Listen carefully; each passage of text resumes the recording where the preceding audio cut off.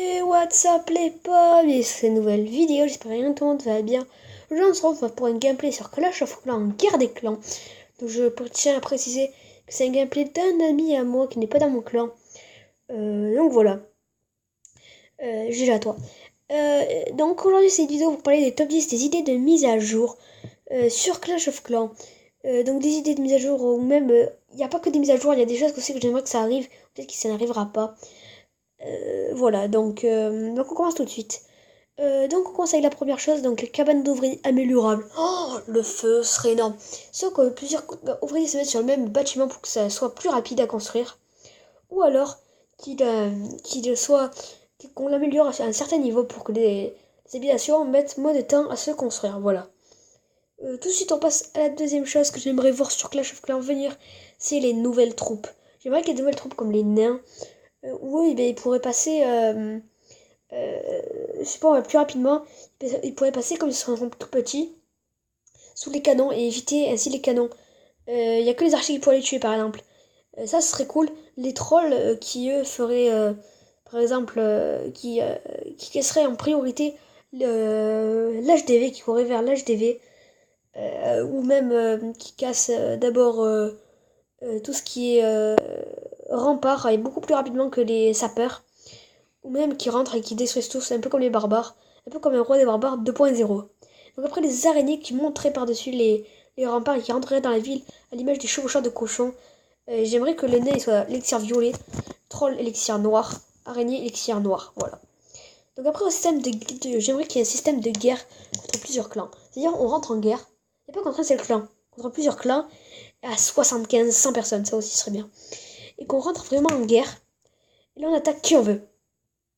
Et le but, c'est de détruire le plus de villages possible. Tu t'es fait tuer, t'es mort, tu peux plus jouer. Tu regardes les autres affronter. Et ça, ce serait cool. Dans le sens où ce serait plus mis à l'avant les systèmes de guerre des clans. Et je trouve que que je pense que ça ferait mieux. Voilà. Donc après, un système de quête pour gagner de l'or, de l'élixir noir, des troupes, des gemmes. Pour gagner, voilà, des choses un peu cachées, pour faire des codes cachés. Et en gros, par exemple, vous avez un système de quête, détruire, gagner une guerre de clans, je dis n'importe quoi, et faire 2 victoires 100%. Voilà, vous avez ça. Ou même, je sais pas, faire un raid ennemi, donc un peu comme un système de quête, un raid dans une capitale, genre, c'est-à-dire un peu à la World of Warcraft, les gobelins, et faire un raid en capitale ennemie, c'est-à-dire à plusieurs joueurs, affronter un maximum de fois avec des troupes bien définies. Cela, voilà, un système de quête comme ça. Après, un système de marché, c'est-à-dire qu'on pourrait revendre des choses qu'on n'a plus besoin, c'est-à-dire des remparts en trop, des élixirs en trop, et les vendre pour gagner de l'argent, des nouveaux bâtiments. Voilà, un système de marché, un peu comme quoi, un peu. Je vois plus trop, je sais plus trop. Après, un système de jour et de nuit, c'est-à-dire que par exemple, l'élixir noir, il coûterait moins cher pour faire des troupes. Et les personnages de l'élixir noir, ils feraient beaucoup plus de dégâts. Et ça serait bien. Par exemple, les tours d'archer pourraient tirer moins loin. Alors, il y aura des nouvelles. Des archers niveau boost à l'élixir noir. Voilà, des trucs un peu comme ça. En septième, un sort de tsunami, c'est-à-dire qu'il y a une grosse vague qui pourrait arriver, qui n'est pas disponible en guerre des clans, étant donné qu'il y a des volcans. Ou même un tsunami de volcans. Voilà, un truc d'eau où ça pourrait percuter beaucoup de choses. Et en priorité, les remparts, ça devrait défoncer plein de remparts et des bâtiments.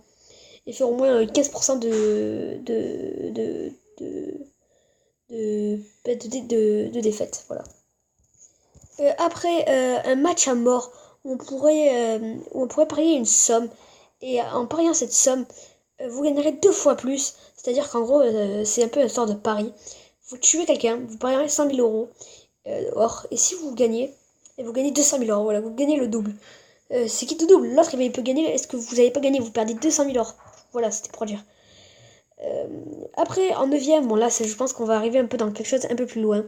Clash of Clans sur PC. Et qu'il devienne un MMORPG, un MOBA ou un MMORPG à l'image de Hero of the Storm, League of Legends ou même World of Warcraft. Voilà, je pense que ce jeu peut vraiment devenir quelque chose de vraiment énorme. Parce que les joueurs s'y accrochent, je pense que ça peut devenir un jeu beaucoup meilleur que ce qu'il est déjà. Et un dixième, un bâtiment pour créer des armes et des armures. C'est-à-dire qu'en gros, vous pouvez, les armes et les armures, pouvoir créer des propres armures à l'effigie de votre clan. Et comme ça, votre personnage, il serait, je trouve, peut-être plus beau, avec des cornes de bouc et tout, ce serait vraiment énorme. Voilà, c'est tout pour cette vidéo, j'espère qu'elle vous aura plu. N'hésitez pas à lâcher un commentaire, à vous abonner. Et moi, je vous dis à plus pour une vidéo. Allez, bye tout le monde.